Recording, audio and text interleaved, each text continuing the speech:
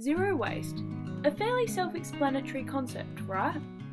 It's the universal goal shared by individuals, organisations, communities and entire companies in the hope of creating a sustainable, waste-free world. It is not only a goal for many, but also a lifestyle, and it involves the elimination of all general waste from the home or business through various methods.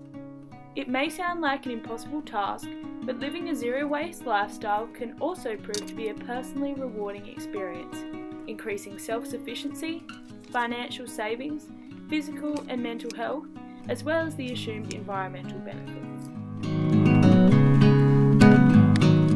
Currently, humans operate on what is known as a linear waste economy. This means we produce, distribute, consume and then dispose of products.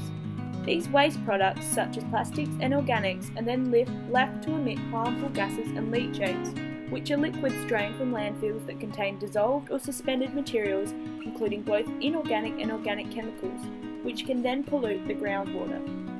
Not only is this harmful to the environment and ourselves, but it is also not sustainable, as most products, including plastic and glass, are made using finite sources such as fossil fuels.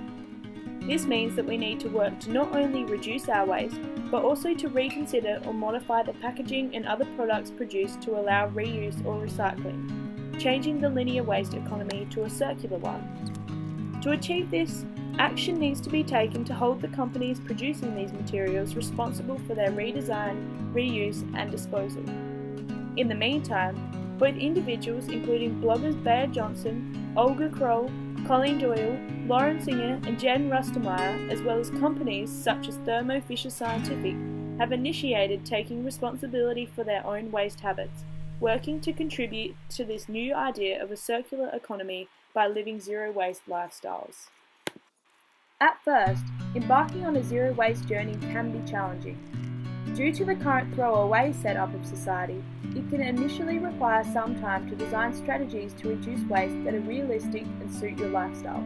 But it is achievable, at least to some extent, no matter your circumstances, and it can prove to be highly rewarding. As famous zero-waste blogger Bea Johnson highlights, zero waste can be achieved in 5 simple steps: refuse, reduce, reuse, recycle, rot, and only in that order. By refusing and reducing the amount of unnecessary products bought, less waste is automatically created. Often many household items such as cleaners can be replaced with simple unpackaged alternatives, such as baking soda, and some items can be easily produced from scratch with fresh or unpackaged ingredients, such as bread, muesli bars, and even toothpaste.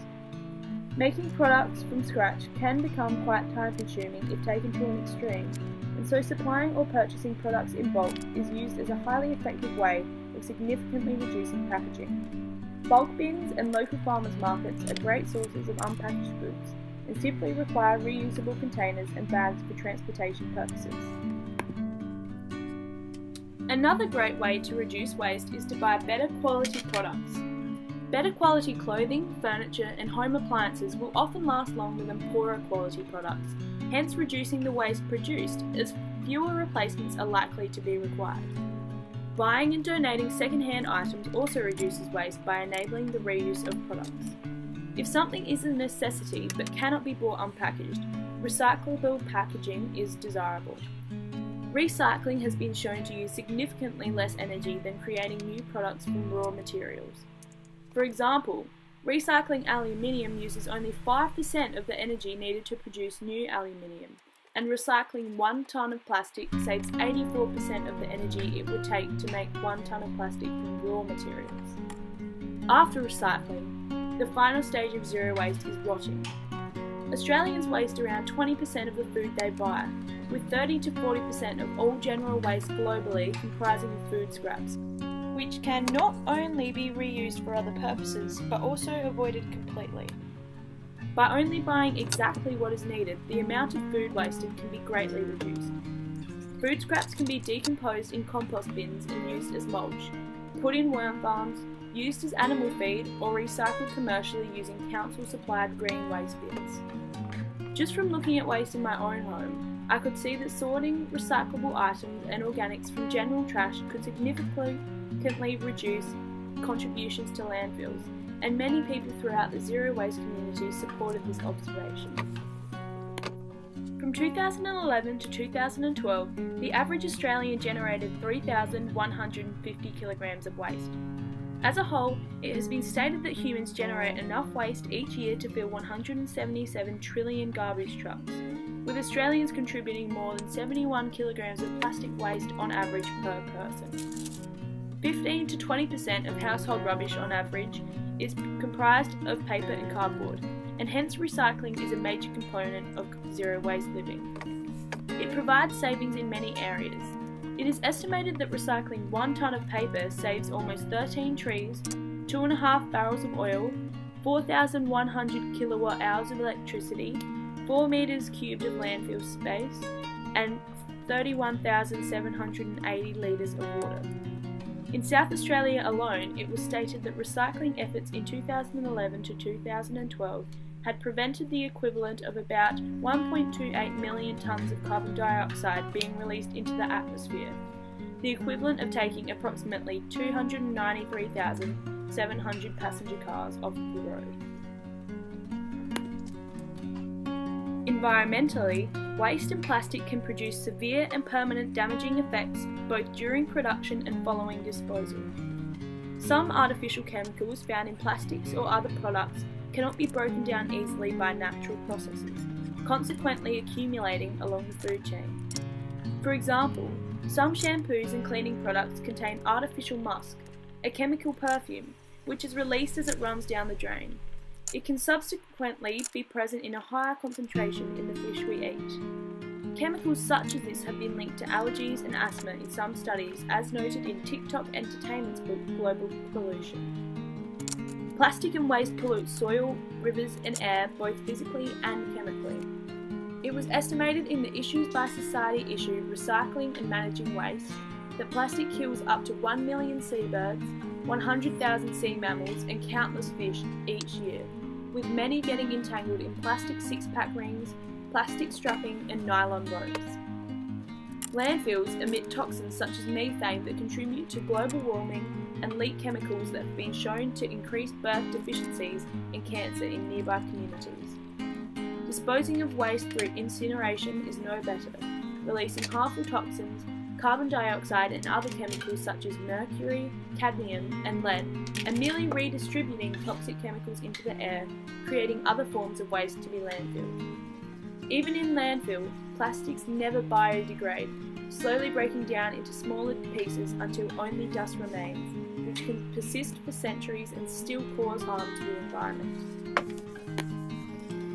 As the leading way to achieve zero waste is by reducing the amount of items bought and used on a daily basis, less money is consequently spent on unnecessary items.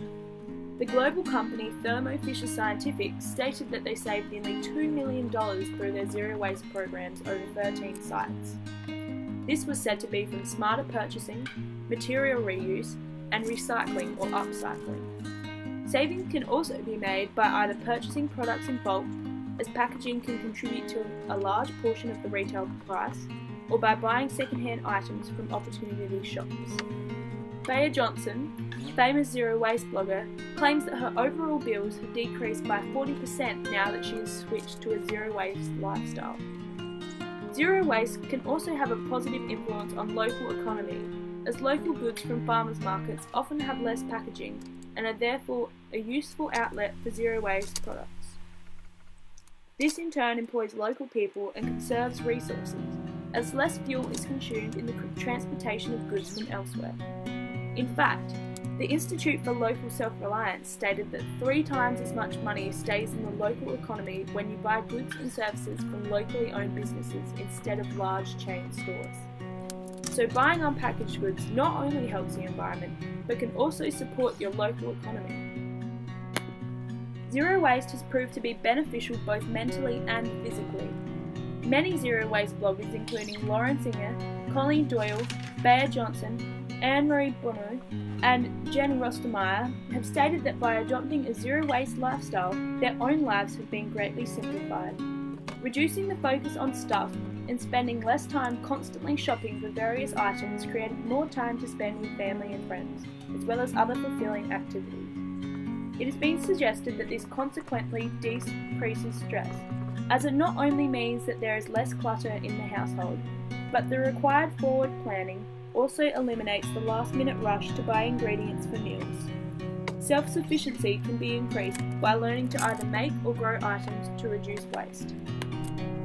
Physical health is often improved as a byproduct of living zero waste, as it is much easier to buy healthy, fresh products that are package-free than it is to find unpackaged junk foods. Vegetables and fruit are some of the easiest foods to buy loose, whereas potato chips and other fatty or highly processed foods are more often than not wrapped in a large amount of packaging. This makes it easy to improve eating habits, as living zero waste forces you to turn away those unhealthy packaged products.